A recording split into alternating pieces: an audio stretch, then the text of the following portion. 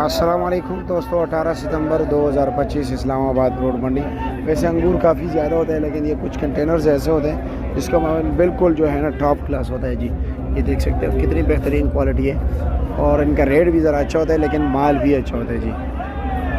चलो बोली देखते हैं क्या क्या रेट बिकते हैं जी।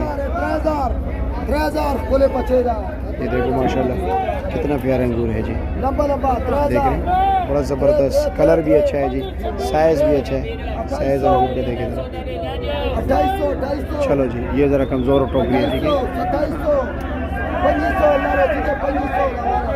तो देखो कमज़ोर होता है तो फिर जान छुड़ाना पड़ता है।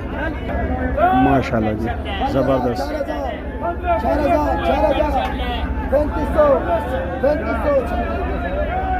चलो जी 3500 रुपये का बिक गया जी।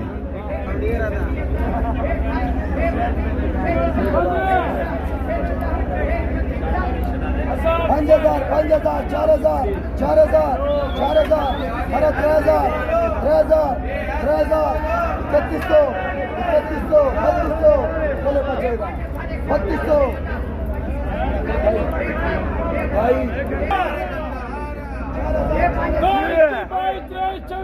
26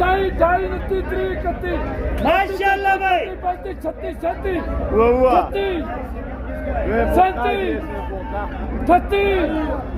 36 माशाल्लाह भाई